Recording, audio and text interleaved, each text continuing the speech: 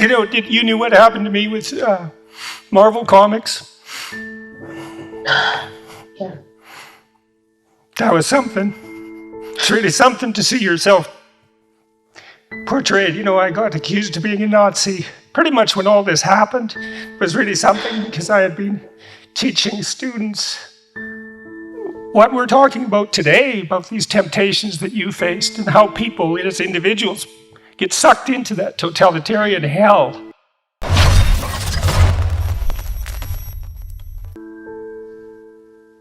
Do you have, I'm sure that this is going to resonate with people, this conversation. Do you have suggestions for people who might be feeling that kind of I know what you mean when you do something that your soul doesn't agree with. And it's I call it, I think what I get is some sort of existential horror. And it's just it's just everywhere. It's you're going in the wrong direction of reality or something. So if people are stuck in that and are scared, how do those people try and stop and switch to going in the right direction? Hopefully that made some semblance of sense. Right. And you know what, Mikhaila, I wish there was you can imagine that I get asked that question hundreds of times a day. And I think we want a simple answer, don't we? We want just one answer that I don't think there's one answer.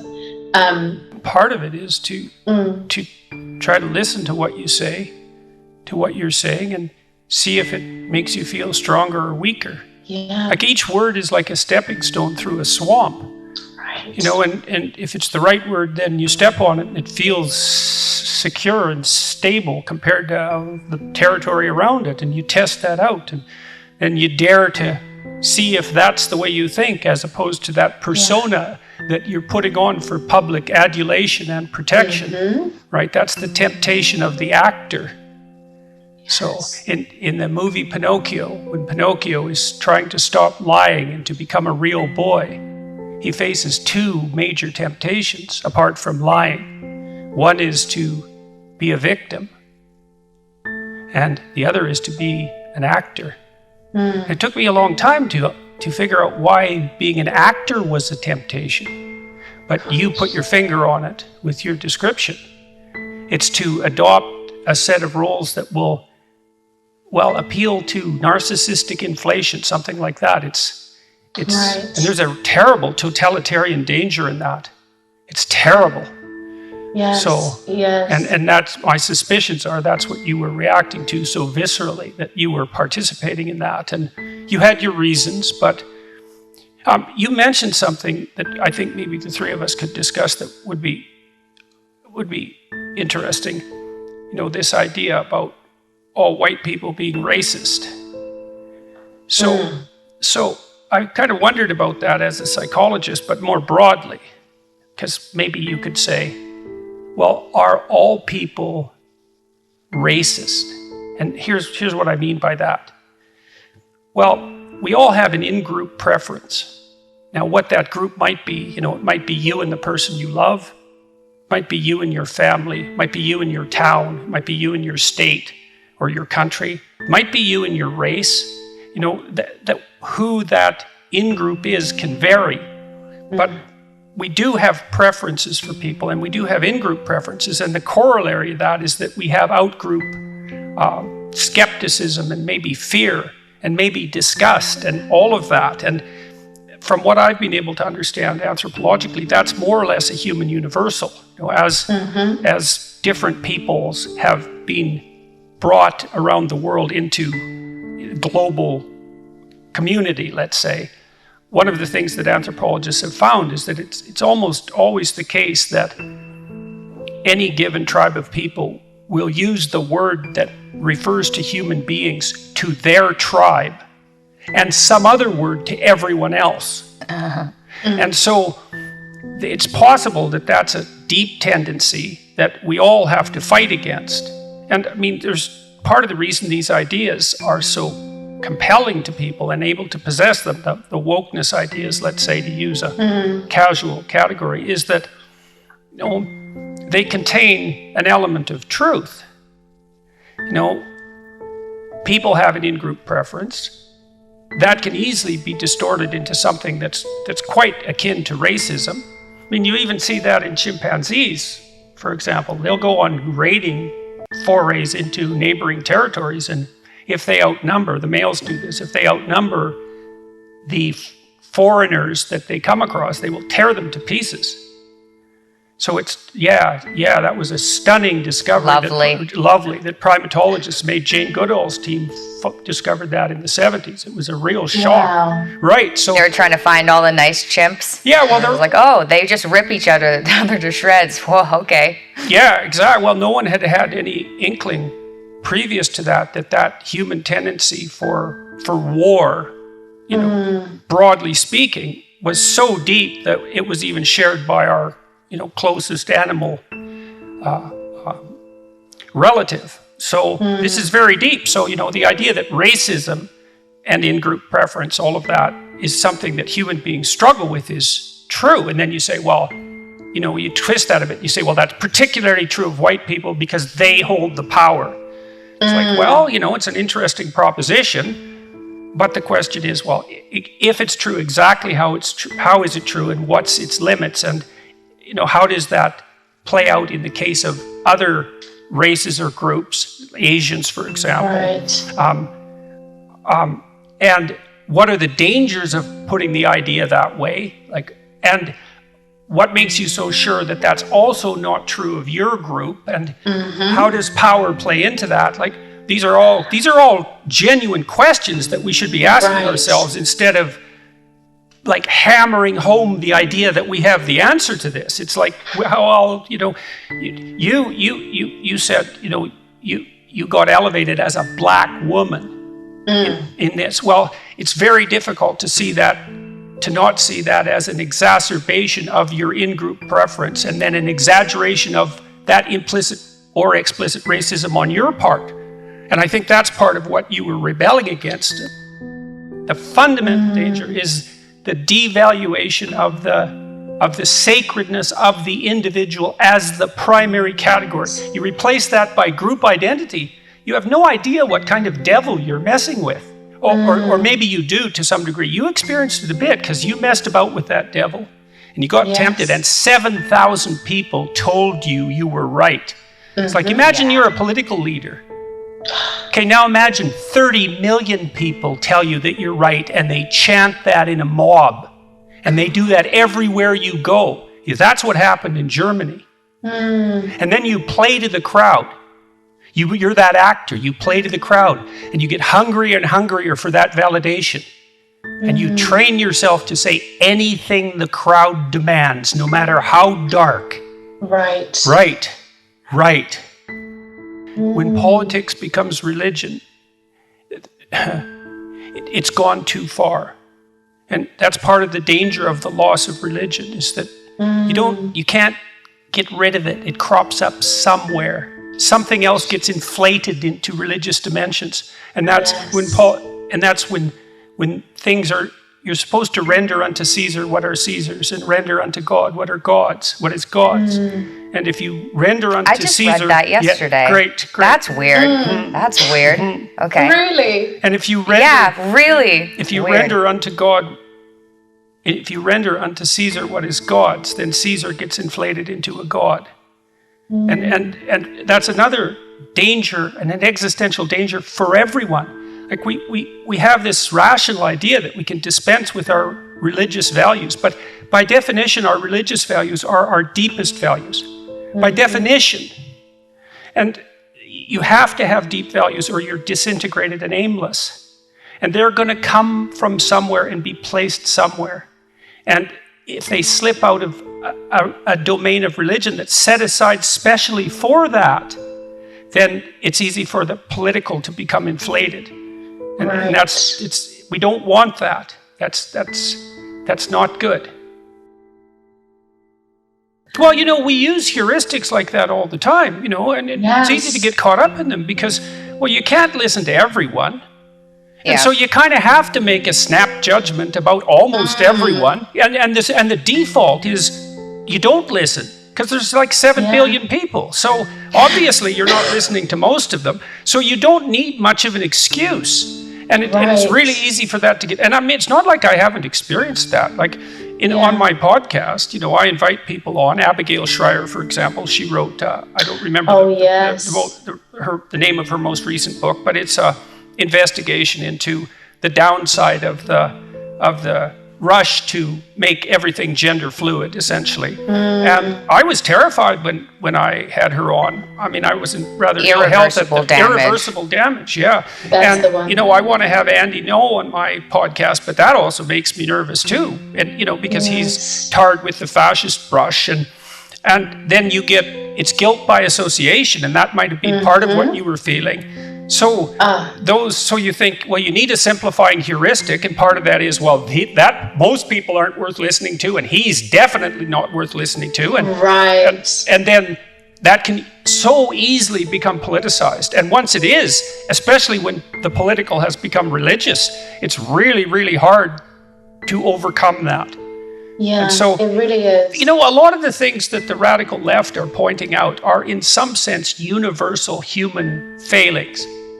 And so they have that truth about them. I mean, because we could ask ourselves, given the implicit tendency for human beings to have a pronounced in-group preference and the potential we have for violence against out-group members, how do we all address our proclivity to damn the foreigner?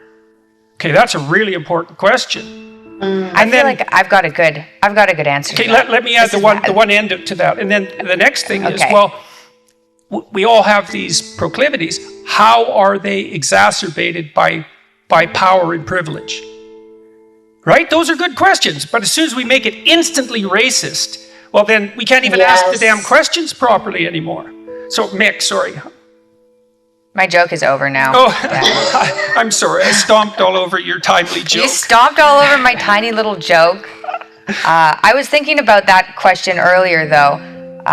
If everyone has these tendencies, which they certainly do, I've noticed that if I have a guest on my podcast, and I think my audience is fairly open-minded, but then I'll have a guest on and they'll hate them. And they'll be like, well, you can't just, even if you don't agree with them, maybe they are wrong, but you can't just cancel people because they don't agree with you, because you're doing exactly the same thing that the people you're complaining about. Well,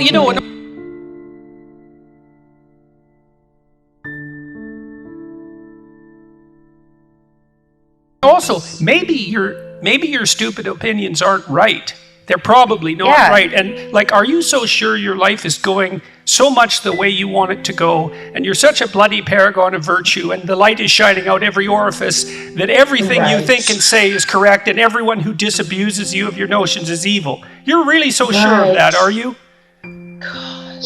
So, you wander around and you think, God, maybe I should listen to this person because I'm such an ignorant bastard and I'm so full of malevolence, and maybe they'll drop one thing on me that won't make me miserable and doomed to hell, and to drag everyone else there too. Yeah, well. I felt something similar when I finally leaned into listening to you properly, because what was interesting, even after that moment in 2018, watching that 3-minute clip, deciding this man is evil, I want nothing to do with him ever again. And of course I didn't think I would ever have anything to do with him. Yeah, look what happened. Infiltrated. Yeah. Right?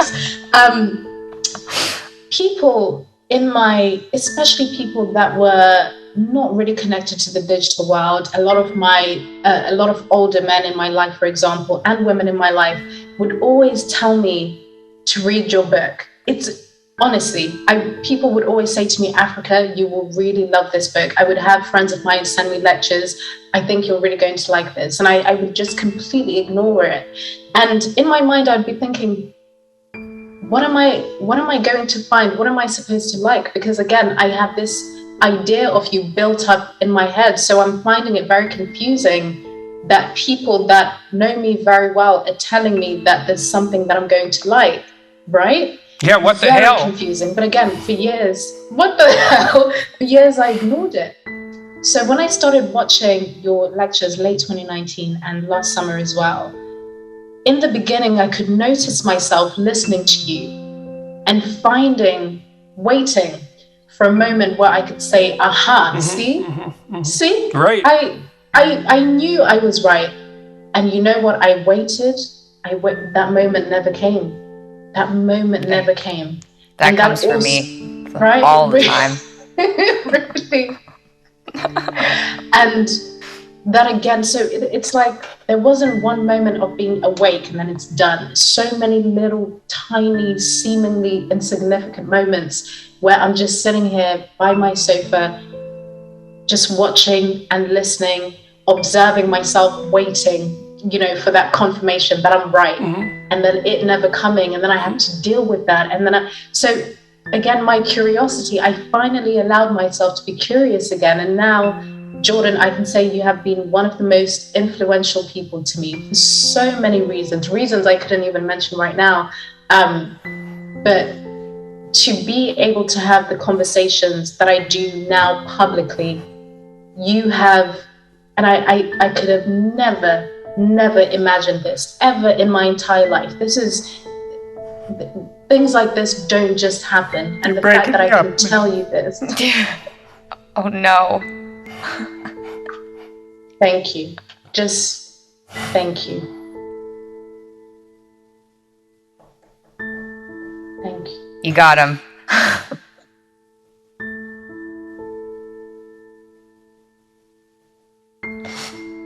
It's a pleasure. It's a rough pleasure, but... I know. You knew what happened to me with Marvel Comics? Yeah. That was something. It's really something to see yourself portrayed. I got accused of being a Nazi pretty much when all this happened. It was really something because I had been teaching students what we're talking about today, about these temptations that you faced and how people as individuals get sucked into that totalitarian hell, and then, so that was something for that to happen, such a reversal, and then to have that comic book come out, well, it was surreal. It was absolutely surreal to be portrayed, because Nazi wasn't enough, right? We had to go right for the archetype itself. So I think we've raised about $400,000 for charity now on the basis of that. So that was a fun reversal. But it was really shocking when I first saw that. I just couldn't believe it. I was very ill at the time too. I thought, this can't be real. This has to be Photoshop. This cannot possibly be happening. It's so completely beyond comprehension. And, to come from the pen of one of the foremost Black intellectuals. And I use the racial category only because that's the categories that he's using to operate within. Yeah. So life is really weird. This is true. Right. This is true, as this whole conversation illustrates. The implicit truth of subjectivity. And the thing is, and the thing is, there's something right about that. Because there is a domain of knowledge that you have privileged access to that no one can dispute. And that domain of knowledge is your honest representation of your subjective experience. And that it does have the kind of power that you just described. And so there's some sense in noting that as a form of truth. But then the claim seems to have got twisted and perverted in some way, which is, it kind of gets elevated narcissistically. It's like, because I have this domain where I am the only person who has access to those experiences, then all of a sudden it gets inflated in this political way into a narcissistic claim that, that means overall my truths are as good as any truth and they're as good as anyone else's. And there's an error there, right? Because despite the fact that there are things that you can say, that only you can say, that no one can dispute, there are all sorts of things that you can't say, that you don't know, and that are absolutely subject to dispute. Yes. And so it's the narcissistic inflation of the claim beyond its reasonable boundaries. And then your conscience, I think, was operating in you to say, well, where are the boundaries of this claim? Like let's take the war, so to speak, between Black people and the police in the United States. Well, obviously that's a problem, but it's a really, really complex problem. And maybe we want to have an instant solution to it, but we don't have an instant solution to it. And so the claim is, well, this is a problem. And then the next claim is, well, it's based in racism. And then the next claim is it's based in white supremacy. It's like, well, wait a second. There's a problem here. And the problem with coming up with a solution so rapidly is, well, you don't know. You actually don't know. This is actually a really complicated problem. And your intuition that it's a problem is dead on. And your intuition that it would be reasonable morally to be concerned about that is dead on. But the right approach is questioning, not answering. And I think part of the reason that I've got away with my lectures online, I think, maybe, and as a professor for that matter, is I do my best to always question. And even in my public lectures on the tour, I usually think of a question that I'm trying to answer. And then when I go out and lecture, I'm trying to explore the question. I'm not telling the audience what they should think. I don't know what they should think. I don't even know what I should think. And so I can guide them through the process of exploration.